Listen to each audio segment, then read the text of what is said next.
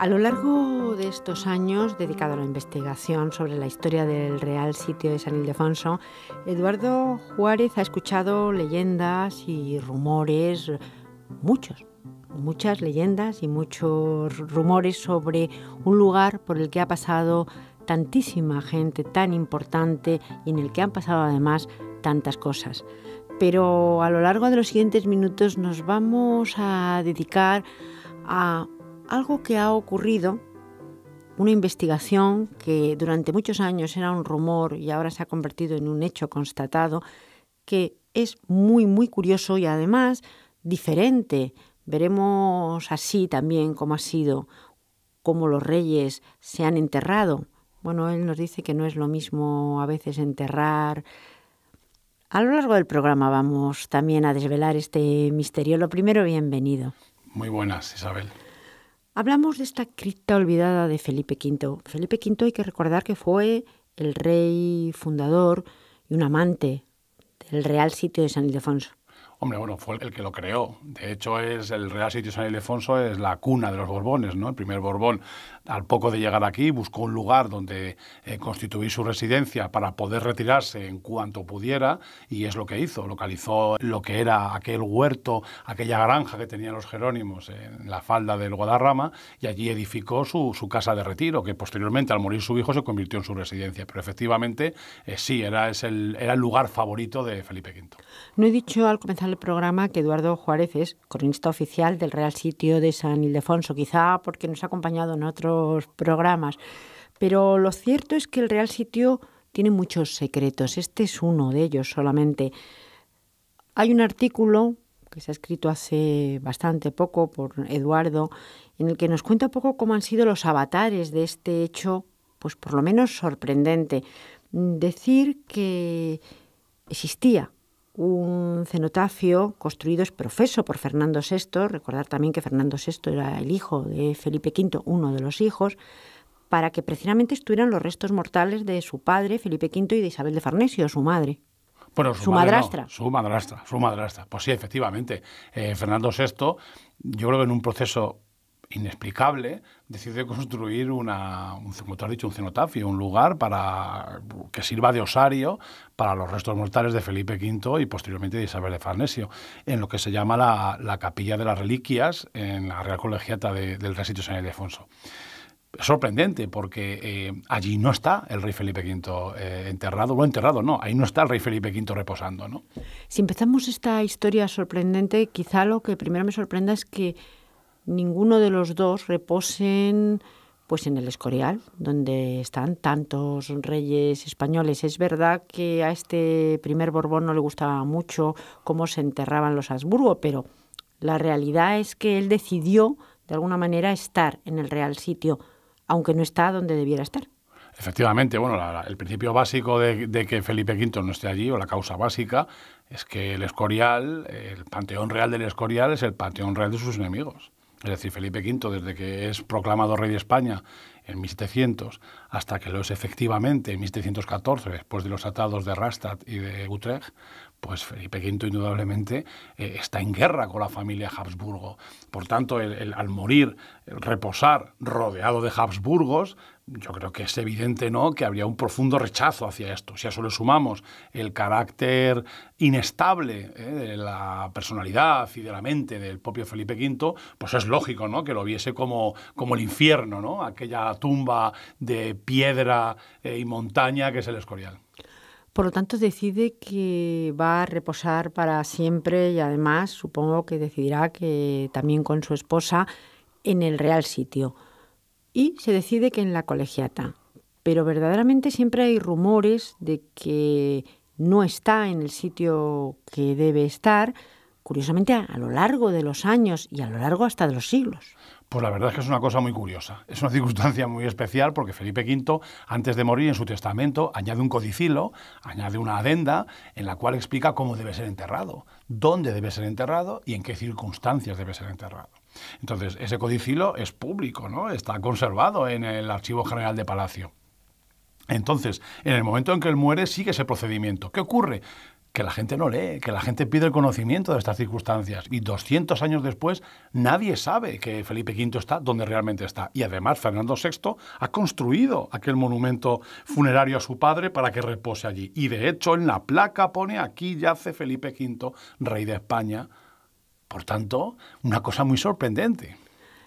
Lo cierto es que los rumores en el Real Sitio han estado siempre en cuanto a que estaba en un sitio o estaba en otro, pero sucede un hecho, y estamos ya en el siglo XX, porque estamos en el año 1940 y tantos, cuando hay unas circunstancias que hacen que después haya obras en la Colegiata.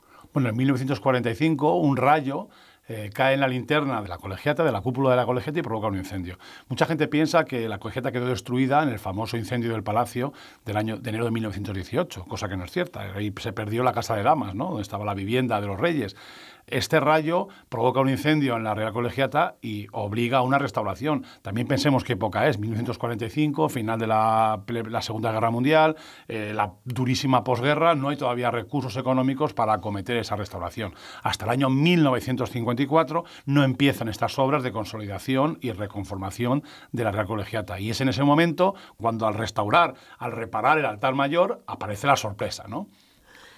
¿Cómo aparece la sorpresa? Porque verdaderamente está fechado. También es curioso que esté fechado, creo que con fecha del 15 de junio de 1954, en una hoja y media, una cosa tan importante como es encontrar donde no se espera nada menos que la tumba del rey y de la reina. Cuando los operarios, los trabajadores, están picando la pared detrás justo del altar mayor, empiezan a picar y pican el metal. Sacan los ladrillos y de pronto se encuentran unas puertas de bronce, o más o menos de bronce, broncíneas, dice el acta del que hablabas, decoradas con lises. Pues todos piensan, los obreros que están convencidos de que el rey está en la capilla de las reliquias, que ahí hay un tesoro, el tesoro de los Borbones. Se corre la voz como la pólvora por todo el pueblo, y los obreros, en concreto un señor que se llamaba Salvador, que todo el mundo le llamaba Pelón, quiere abrir esa puerta para encontrar ese tesoro que él ha encontrado. Entonces se produce un procedimiento muy curioso. Todo patrimonio establece un protocolo para la apertura de aquello, porque en patrimonio sí se sabía que eso era la cripta de Felipe V. La realidad es que lo que esperaban es encontrar casi como la tumba de Tutankamón con todos sus tesoros, pero lo que encuentran es 2 cuerpos. Pero además no pueden verlo en un primer momento, porque aunque hay unas mirillas, en el primer lugar donde miran no se puede, y al final ven con sorpresa que ahí hay una cara, pero una cara sorprendentemente conservada. Nada más abrir la cripta, lo que encuentran son 2 catafalcos, los abren, dentro hay 2 ataúdes. El primero, como bien has dicho, tiene una mirilla de cristal, pero está esmerilado. Yo creo que igual incluso aposta, ¿no?, para que no se viera. Sin embargo, el otro, la mirilla está perfectamente conservada, y dentro se ve la cara de Felipe V, porque Felipe V no está, según el procedimiento de otros reyes de España o del resto de reyes de España, sino que está embalsamado. Entonces Felipe V está ahí, y se lo encuentran con su peluca, con el sombrero, con la camisa de gasa, con la chaqueta, con la banda del Espíritu Santo. Le encuentran con el espadín.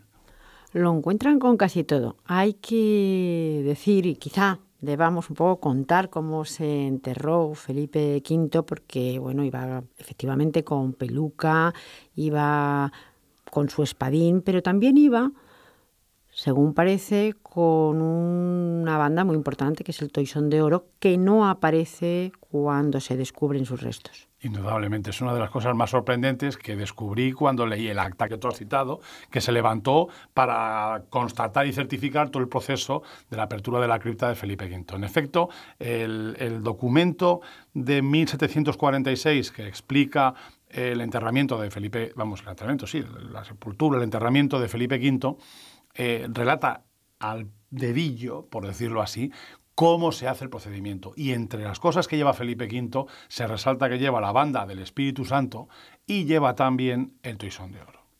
Cuando se abre en 1954 y se mira por aquella mirilla de vidrio, sí se ve la banda del Espíritu Santo, pero no se ve el toisón de oro. Y es muy sorprendente que en el acta no se refleje algo tan significativo y tan representativo de los Borbones como es la Orden del Toisón de Oro.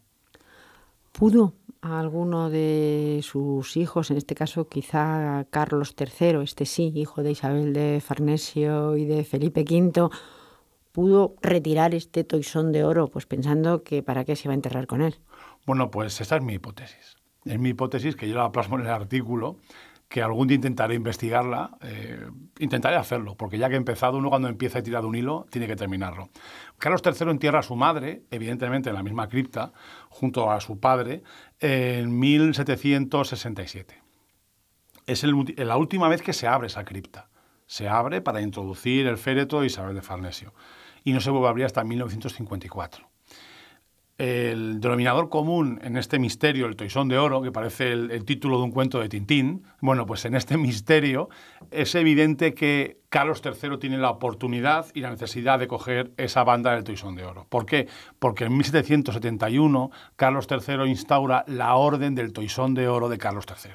Es decir, apenas 4 años después de morir su madre, apenas 4 años después de abrir la cripta de su padre, donde está su padre enterrado con el toisón de oro. Por tanto, lo más plausible, siguiendo el principio básico de la navaja de Ockham, es que Carlos III cogiese ese toisón de oro y sea hoy en día el toisón de oro que luce el rey Felipe VI y que ha lucido Juan Carlos I durante todo su reinado. Ese toisón de oro es el mismo con el que estuvo prácticamente 25 años enterrado Felipe V en el sitio de San Ildefonso. No deja de ser una hipótesis por lo pronto, que estoy segura que Eduardo Juárez va a investigar a fondo y esto llegará pues a buen puerto, seguro. Pero es muy curioso, como es curioso todo este proceso del que estamos hablando, porque además, después de 1954, de alguna manera, después de esta hoja y media en la que se relatan los hechos, esto es como si se cerrara y hasta el día de hoy también se quedara un poco en tierra de nadie. Fue una conmoción tremenda que se descubriera la tumba del rey fundador. Eso fue una conmoción brutal, ¿no? La aparición de Felipe V. Pero, en efecto, es algo que ha quedado en aquella generación. La generación actual, incluso la anterior, siguen visitando el Real Sitio, siguen visitando la tumba de Felipe V. Los guías siguen diciendo, y aquí está la tumba, el cenotafio de Felipe V, Isabel de Farnesio, bla, bla, bla, y siguen contando esto. Y yo creo que en muchos casos incluso desconocen que el rey está detrás del altar mayor de la colegiata, detrás del retablo. Es quizás como un secreto a voces y al final desaparecen las voces y el secreto es secreto, nadie sabe dónde está realmente. Y todo es un rumor. Es decir, la publicación de este artículo es para recordar a la gente esta otra singularidad más que tú bien lo has dicho del Real Sitio de San Ildefonso.